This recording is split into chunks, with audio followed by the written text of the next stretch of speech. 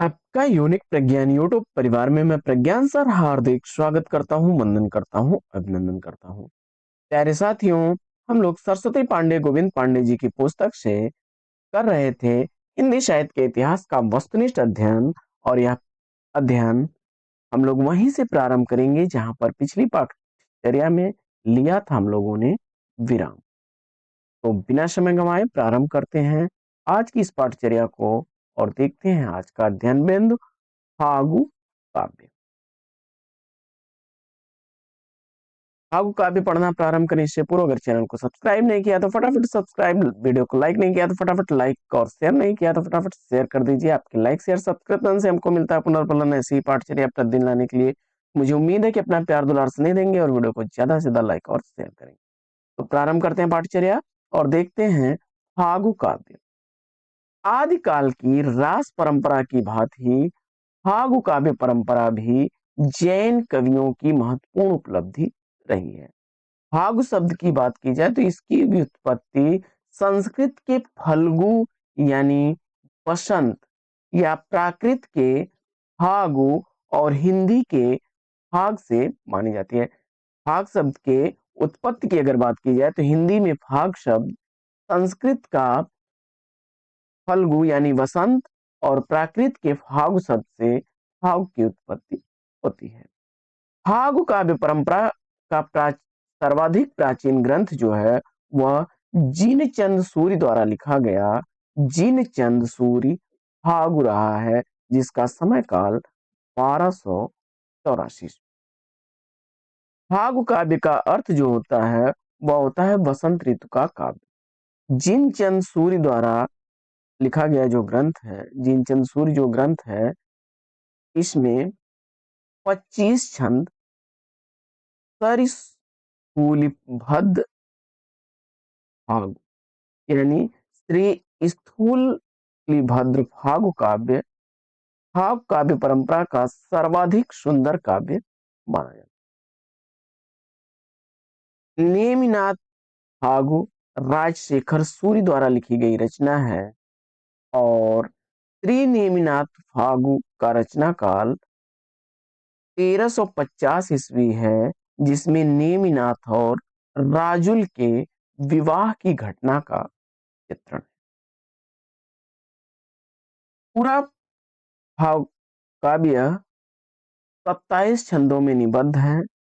इसी तरह से एक रचना वसंत विलास फागु नाम से मिलती है, जिसका समय काल 14वीं सदी तथा 16वीं सदी माना जाता है।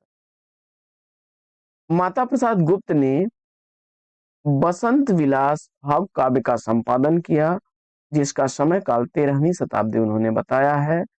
वसंत विलास फागु काव्य 84 छंदों में रचित एक श्रृंगारिक काव्य है, जिसमें वसंत और स्त्रियों पर उनके विलासपूर्ण प्रभाव का मनोहारी चित्र।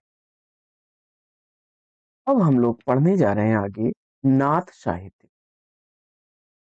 गोरखनाथ द्वारा लिखा गया नाथ पंथ, गोरखनाथ का नाथ पंथ क्षमा करें, बौद्धों की ब्रजयान शाखा से निकला हुआ माना जाता है। गोरखनाथ ने पतंजलि के उच्च लक्ष्य ईश्वर प्राप्ति को लेकर के हठ योग का प्रवर्तन किया। गोरखनाथ ने हठ योग का प्रवर्तन किया, जो क्या है पतंजलि योग पर आधारित है, जिसमें उच्च लक्ष्य ईश्वर प्राप्ति है।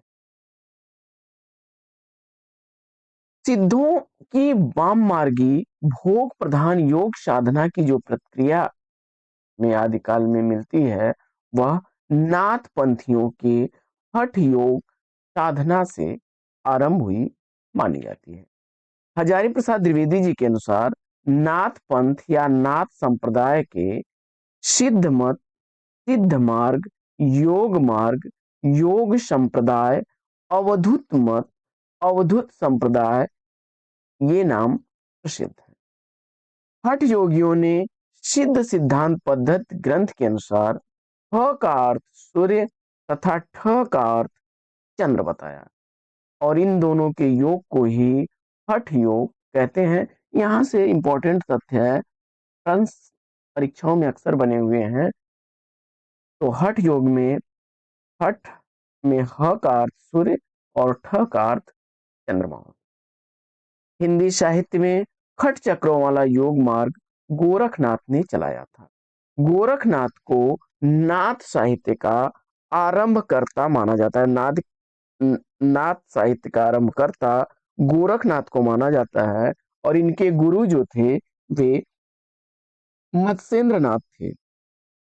मत्स्येंद्रनाथ को मीननाथ या मच्छंदरनाथ भी कहा जाता। मत्स्येंद्रनाथ चौबे बोधिसत्व अवलोकितेश्वर के नाम से भी प्रसिद्ध हुए। मिस्र बंधुओं ने गोरखनाथ को हिंदी का पहला गद्य लेखक माना। राहुल सांकृत्यायन ने गोरखनाथ का समय 845 ईस्वी माना है तथा डॉक्टर हजारी प्रसाद द्विवेदी ने उन्हें 9वीं सदी का माना है। आचार्य रामचंद्र शुक्ल और डॉक्टर राम कुमार वर्मा 13वीं सदी का बताते हैं। वहीं डॉक्टर पीताम्बर दत्त बड़तवाल उन्हें 11वीं सदी का मानते हैं। आचार्य हजारी प्रसाद द्विवेदी जी ने लिखा है कि शंकराचार्य के बाद इतना प्रभावशाली और इतना महिमान्वित भारतवर्ष में दूसरा नहीं हुआ। भारतवर्ष के कोने कोने में उनके अनुयायी आज भी पाए जाते हैं।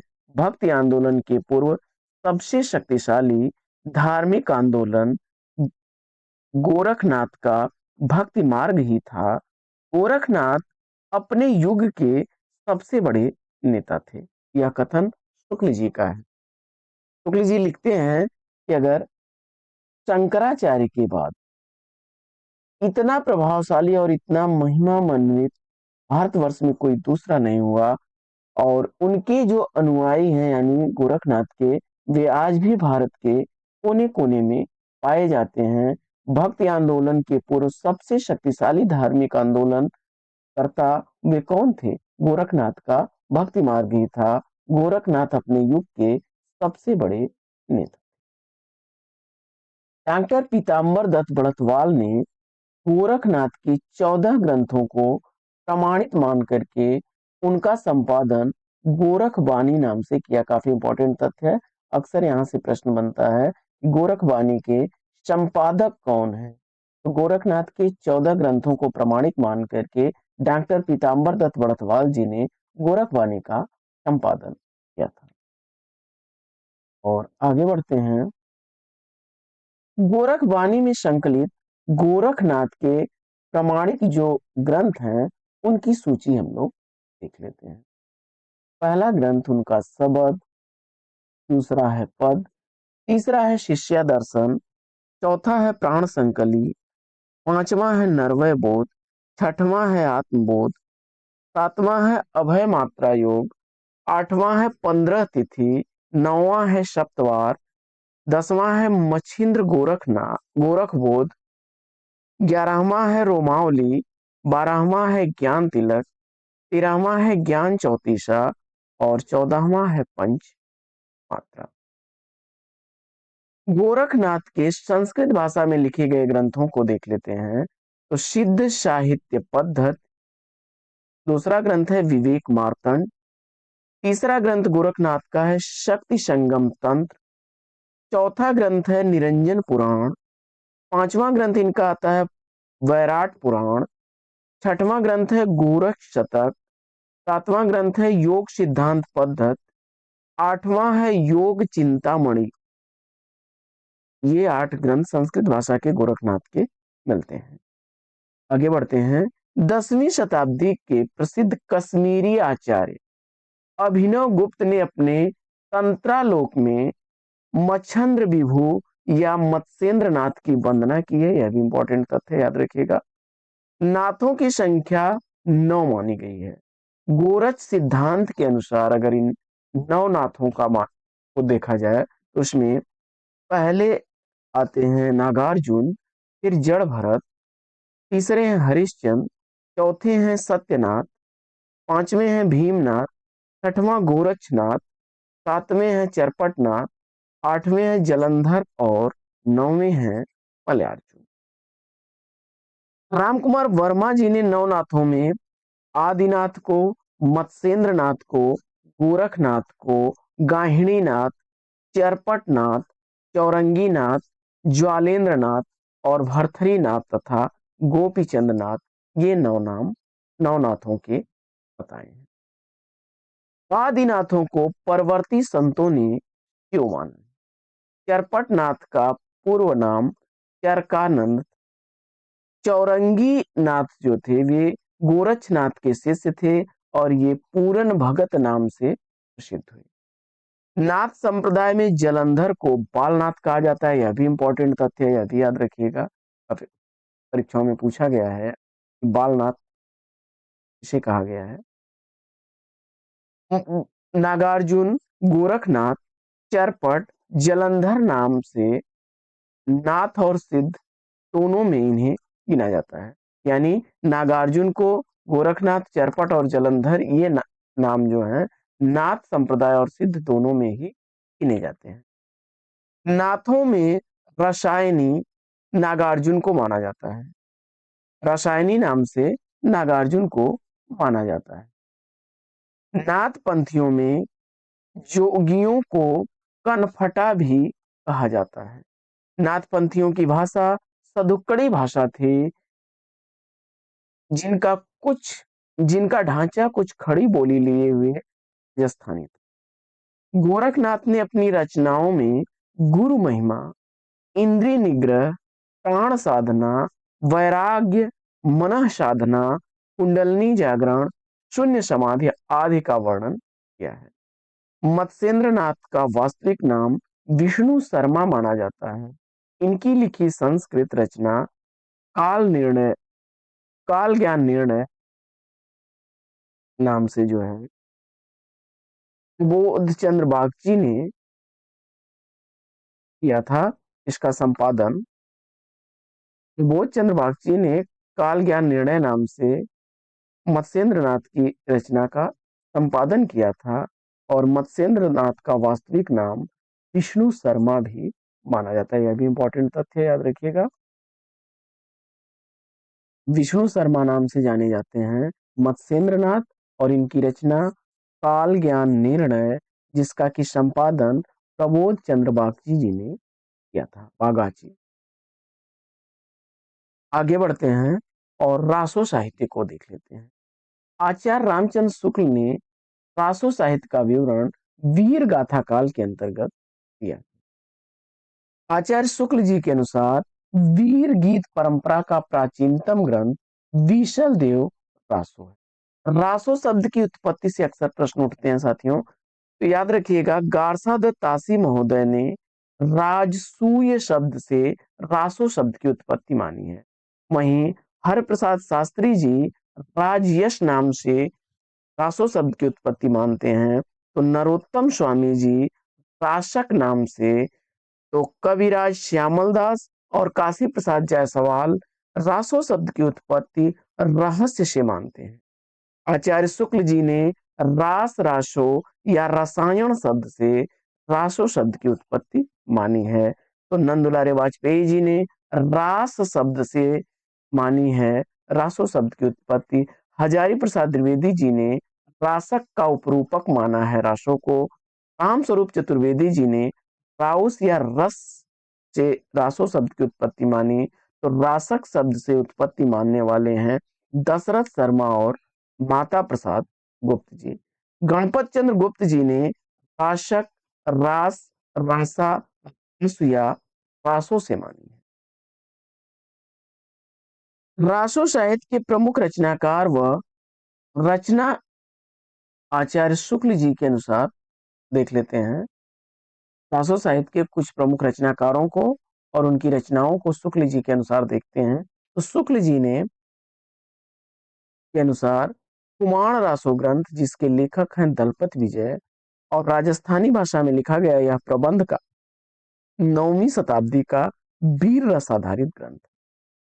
बीसल देव रासो, जिसके लेखक नरपति नाल हैं, 4 खंडों में विभक्त यह वीर काव्य है, श्रृंगार रस प्रधान है और रचना काल 1212।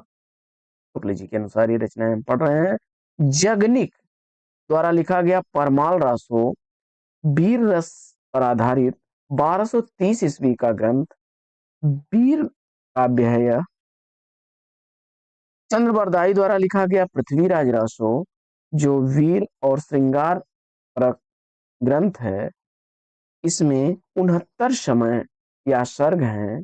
डिंगल शैली में लिखा गया, डिंगल भाषा में प्रबंध काव्य है। जयचंद्र प्रकाश द्वारा लिखा गया जयचंद्र प्रकाश केदार भट्ट द्वारा लिखा गया ग्रंथ वीर काव्य है, प्रबंध ग्रंथ है। 1224 ईस्वी का रचना काल। वहीं मधुकर भट्ट द्वारा लिखा गया जयमयंक जस चंद्रिका 1243 ईस्वी समय काल, यह भी विधा की दृष्टि से प्रबंध काव्य है। सारंगधर द्वारा लिखा गया हमीर रासो, नल सिंह द्वारा लिखा गया विजयपाल रासो और श्रीधर द्वारा लिखा गया रणमल छंद है। रणमल छंद 1454 ईस्वी का वीर रस आधारित ग्रंथ है। 70 छंद है, इसमें डिंगल भाषा में लिखा गया वीर गीत काव्य है। जबकि विजयपाल रासो 42 छंदों का ग्रंथ है, वीर रस की सिद्धांता का ग्रंथ है। शुक्ल जी ने लिखा कि चंद्रबरदाई हिंदी के प्रथम महाकवि माने जाते हैं और इनका पृथ्वीराज रासो हिंदी का पहला मिश्र बंधुओं ने लिखा कि हिंदी का वास्तविक प्रथम महाकवि चंद्रबरदाई को ही माना जा सकता है। पृथ्वीराज रासो की प्रामाणिकता अप्रामाणिकता के संदर्भ में विद्वानों में मतभेद रहा है और इसकी प्रामाणिकता और अप्रामाणिकता को देख लेते हैं। तो पृथ्वीराज रासो को प्रामाणिक ग्रंथ मानने वाले आचार्यों में सबसे पहले हम लोग सुंदरदास, मिश्र बंधु, मोहनलाल, विष्णुलाल पांड्या और कर्नल टाड हैं। वहीं अप्रामाणिक ग्रंथ मानने वालों में रामचंद्र शुक्ल, देवी प्रसाद, कविराज श्यामल दास, गौरी शंकर हीराचंद ओझा, वूलर महोदय और मुरारी दान। अर्ध प्रमाणिक मानने वाले मुनिजन विजय, महावीर आचार्य क्षमा करें आचार्य हजारी प्रसाद द्विवेदी और डॉक्टर सुनीति कुमार चटर्जी तथा डॉक्टर दशरथ ओझा, इन लोगों ने चंद्रबरदाई की रचना पृथ्वीराज रासो को अर्ध प्रमाणिक माना है। आगे बढ़ते हैं।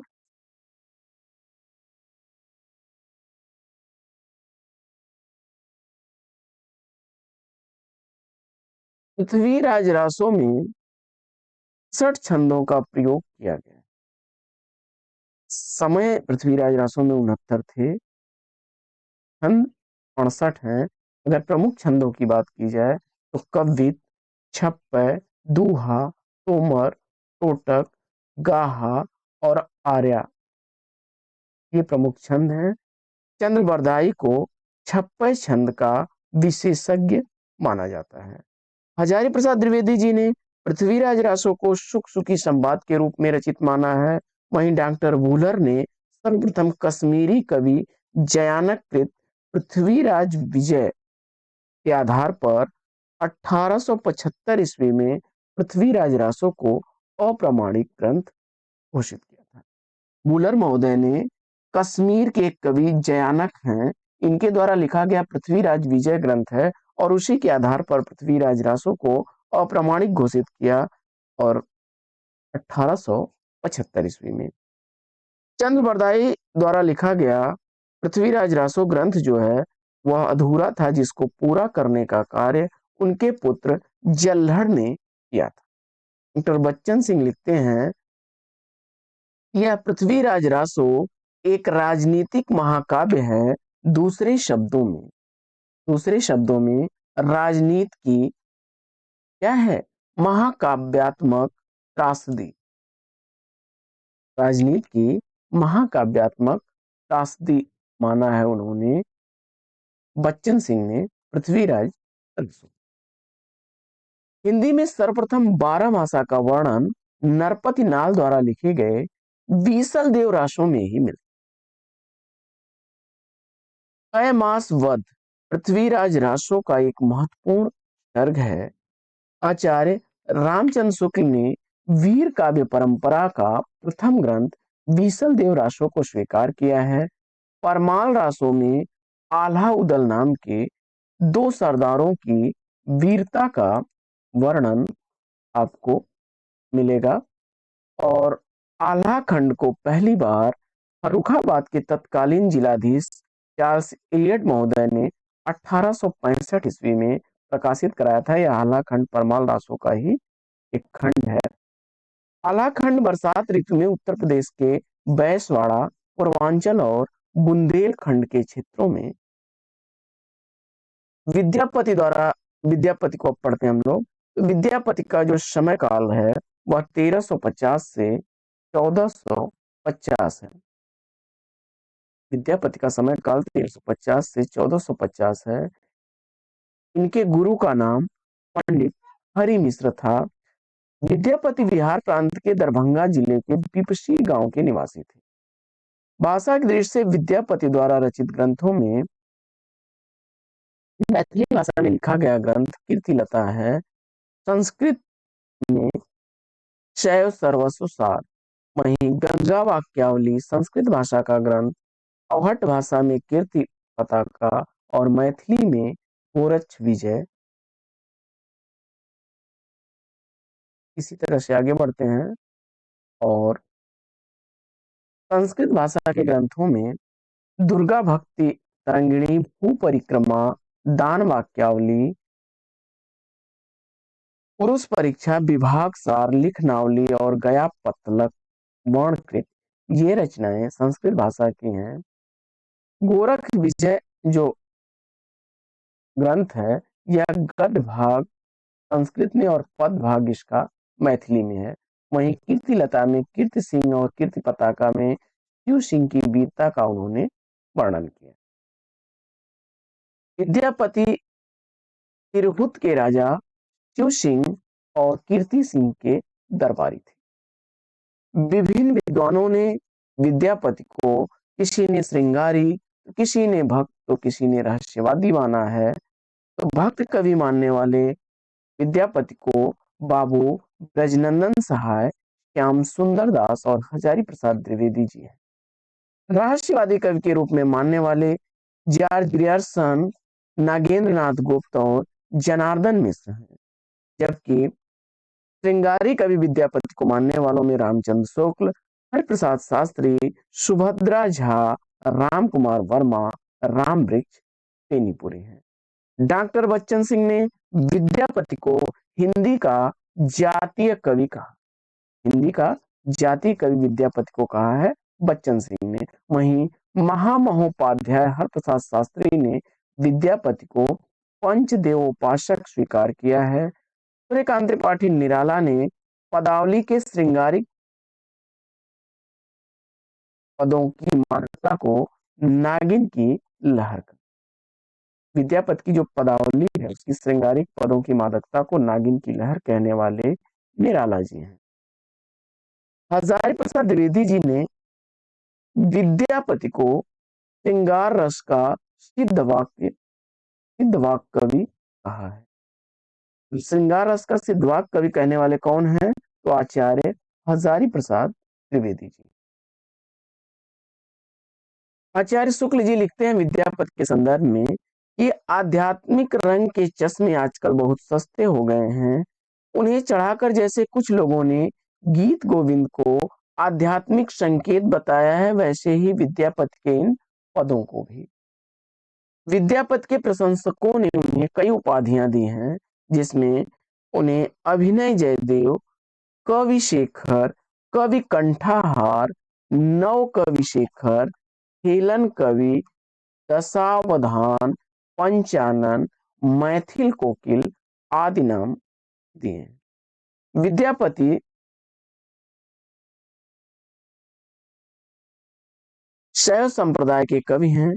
विद्यापति कीर्तिलता, विद्यापति की लिखी गई रचना जो कीर्तिलता है, इसे भृंग भृंगी संवाद के रूप में हुई है।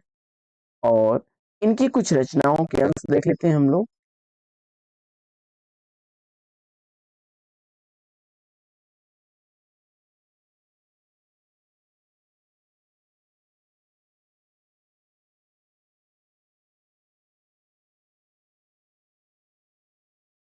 कीर्तिलता से सबसे पहले हम लोग देखते हैं, देसिल बैना सब जन मिठा, ते तैसन जम्पाओ औहट। और दूसरी पंक्ति है कि रज लुब्ध असलान बुद्धि विकम्बले हारल, पास वैस विश्वासी राय गयने सर मारल।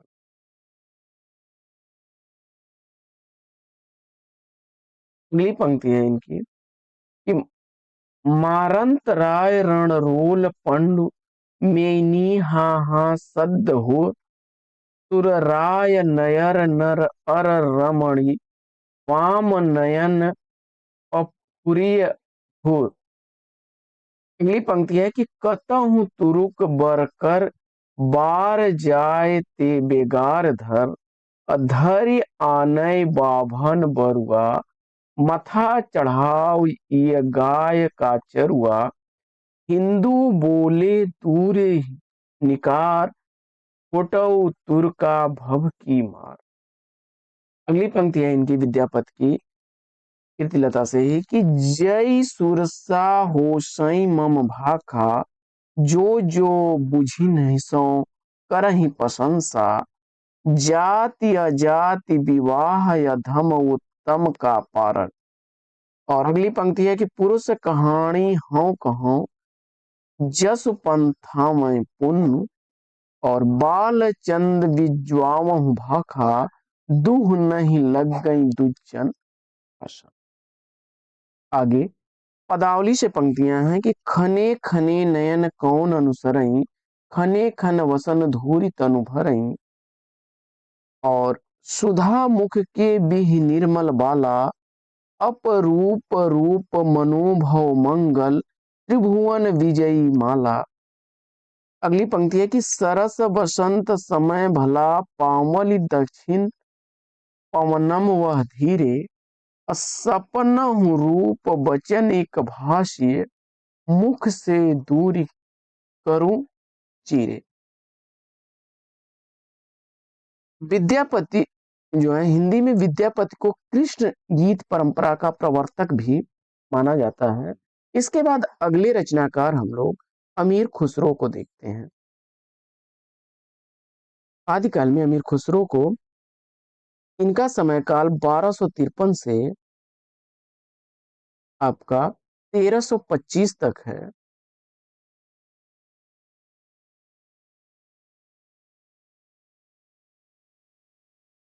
का वास्तविक नाम जो था अमीर खुसरो का, अबुल हसन था। ये निजामुद्दीन औलिया के शिष्य थे। खड़ी बोली का इन्हें आदि कवि या प्रवर्तक भी कहा जाता है। अमीर खुसरो ने दिल्ली के सिंहासन पर 11 राजाओं का आरोहण देखा था, यानी इनके सामने 11 राजा दिल्ली के सिंहासन पर आसीन हुए। इतिहास के विद्वान ईश्वरी प्रसाद ने अमीर खुसरो को महाकवि या कवियों में राजकुमार की संज्ञा दी है। काफी इंपॉर्टेंट तथ्य है।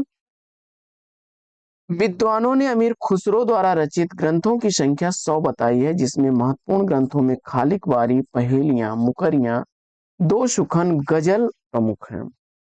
अमीर खुसरो की पहेलियों और मुकरियों में उक्ति वैचित्र की प्रधानता है। अमीर खुसरो के महत्वपूर्ण पद्यांश निम्नलिखित हैं।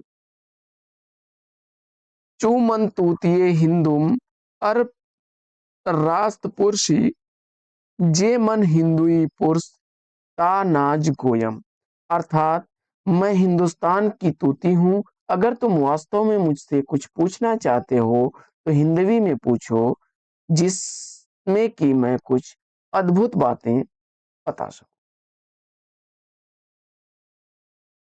उनकी कुछ पहेलियों को देख लेते हैं। तो एक थाल मोती से भरा, सबके सिर औंधा धरा, चारों ओर वह थाली फिरे, मोती उसमें से एक न गिरे। आकाश इसका अर्थ होता है। इसी तरह से दूसरी पहेली इनकी है कि एक नार ने अचरज किया, सांप मारी पिंजड़े में दिया, जो जो सांप ताल को खाए, सूखे ताल सांप मरी जाए, दिया और बत्ती इसका उत्तर होगा। इसी तरह से अगली पहेली है कि एक नार दो कोले बैठी, अटेढ़ी होके बिल में बैठी, जिसके बैठे उसे सुहाग, खुसरो उसके बल बल जाए। पायजामा। अगला, अर्थ ते इसका बूझेगा, मुंह देखो तो सूझेगा। दर्पण इसका अर्थ होगा।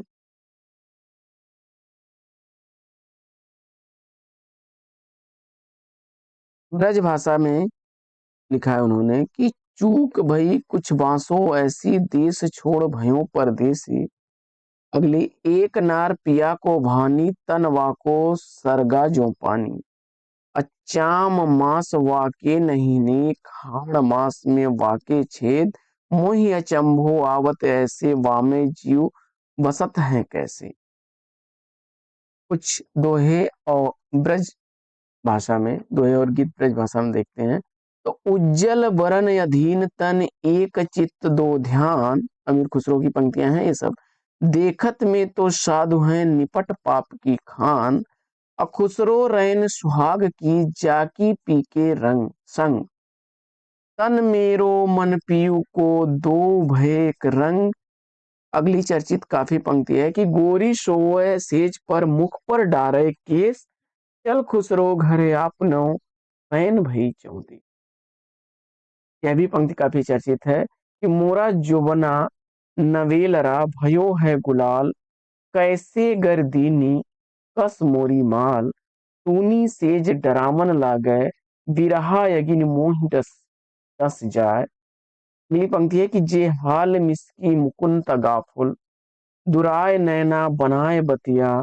किताब हिजरा न दारम के जा, न लेहु काहे लगाए। अगली पंक्ति है कि गोरखनाथ की अब पंक्तियां देख लेते हैं हम लोग कुछ महत्वपूर्ण पंक्तियों में। नौ लख पातर आगे नाचे, पीछे सहज अखाड़ा। ऐसे मन लो जोगी खेलें, तब अंतरि बसे भंडार। अगली पंक्ति है कि अंजन मोहि निरंजन भेड़या, तिल मुख मेट्या तेल। पुरति माहि अमुरति परस्या, भया निरंतर खेला। अगली पंक्ति है कि नाथ बोले अमृत वाणी, और वर्षेंगे कवली पानी। गाड़ी पडरवा बांधिले खूंटा, चले दमामा बजले ऊंटा। अगली पंक्ति है कि गुरु की जय महिला, निर्गुरा न रहिला। गुरु बिनु ज्ञानम न पायला रे भाईला। अगली पंक्ति है कि अवधु रहिया, हाटे बाटे रूप बिरख की छाया। अतजिबा काम क्रोध लोभ, मोह संसार की। अगली पंक्ति है कि स्वामी तुम्हें गुरु गोसाई, अमय जो शिव शबद एक बुझिबा। अन्यरंबे चेला कोण विधि कहें, सतगुर हुई सुपूछ्या। अगली पंक्ति है कि अभियंतर की त्यागें माया। आठवीं पंक्ति है कि दुग्धा मेट सहज में रहें, जोई जोई पिंडे सोई ब्रह्मांडे। अवधु मन चंगा तो कटौती। यह इंपॉर्टेंट है क्योंकि जो मन चंगा तो कटौती में गंगा, रैदास की पंक्तियां हैं। और अवधु मन चंगा तो कटौती में गंगा, गोरखनाथ की है, याद रखिएगा। इसी तरह से कुकुरपा के छंदों में, हाउ निवासी खमण भतारे, मोहिरे बिगुआ कहण न जाय। ससुरी नींद गेल पहुड़ी जागे। पृथ्वीराज रासो से कुछ पंक्तियों को देखते हैं। तो राजनीति पाइये, ज्ञान पाइये तो जानिए। उकति जुगति पाइये, अर्थ घटी पढ़ी उन्मानिया। इसी तरह से उक्ति धर्म विलासस्य, राजनीति नवरसम। खट भाषा पुराणम च कुरानम, कथितम मया। आगे, कुटिल केश सुदेश मोह, परिचिटात तिक्त सद। कमल गंध वटा संध, हंस गति चलति मंद मंद। और रघुनाथ चरित हनुमंत कृत, भूप भोज उद्धीर्य जिमि। पृथ्वीराज सुजस कवि चंद कृत, चंद नंद उद्धीर्य जिमि। आगे बढ़ते हैं और लौकिक साहित्य देखते हैं। लौकिक साहित्य में ढोला मारूरा दोहा 11वीं सदी का यह एक प्रेम काव्य ग्रंथ है और मूलतः दोहा छंद में लिखा गया। 17वीं शताब्दी में कुशल राय नामक कवि द्वारा इसमें कुछ चौपाइयां जोड़ करके विस्तारित की गई हैं। इसमें राजकुमार ढोला नामक राजकुमार और मारवाड़ी नामक राजकुमारी की प्रेम कथा का वर्णन है और यह काव्य मूल कवि कल्लोल का लिखा गया है। बाद में उसमें कुशल राय ने 17वीं शताब्दी में कुछ पंक्तियां और चौपाइयां जोड़ दी थी। इस काव्य की एक महत्वपूर्ण पंक्ति है कि सोर ठियो दुहा भयो भलो अब भली मरवण री बात जोबन छाई धन भली अतारा छाई। बसंत विलास 13वीं शताब्दी का महत्वपूर्ण काव्य ग्रंथ है। 84 दोहों में रचित यह श्रृंगार काव्य ग्रंथ है और वसंत और स्त्रियों के विलासपूर्ण का इसमें मनोहारी चित्रण देखने को मिलता है। वसंत विलास का संपादन पहली बार केशवलाल हर्षा राय ने किया था और इसकी एक महत्वपूर्ण पंक्ति है कि इण पर कोयली ऊंजई ऊंजई युवती मणोर विधुर वियोगिनी धूंजई ऊंजई मणई सो। आगे कुछ विविधता से देख लेते हैं हम लोग कि अपभ्रंश भाषा में 3 प्रकार के बंध पाए जाते हैं, दोहा बंध, पद्धड़िया बंध और गेय पद बंध। हजारी प्रसाद द्विवेदी जी ने लिखा कि दोहा या दोहा भ्रंश का अपना छंद है और उसी प्रकार जिस प्रकार गाथा प्राकृत का अपना छंद। अपभ्रंश का चरित काव्य पंधड़िया बंध में लिखा गया है।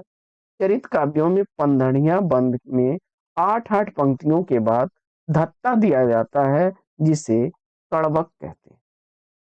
हिंदी में सर्वप्रथम चौपाई और दोहा पद्धति का प्रयोग बौद्ध सिद्ध सराहपा की रचनाओं में मिलता है। हिंदी के पहले कवि और उसके समय तथा प्रशोस्ता को अगर देखें तो शिव सिंह सेंगर जी ने हिंदी का पहला कवि पुष्य या पुण्य को माना है जिनका समय काल 7वीं शताब्दी रहा। तो राहुल सांकृत्यायन जी ने सराफा को माना है जिसका समय काल 769 ईस्वी। वहीं राम कुमार वर्मा ने स्वयंभू को माना है जिसका समय काल विक्रम की 8वीं शताब्दी। गणपत चंद्रगुप्त ने कालीभद्र सूर्य को माना जिनका समय काल 1184 ईस्वी। डॉक्टर वी भट्टाचार्य सराफा को बंगला भाषा का पहला कवि मानते हैं।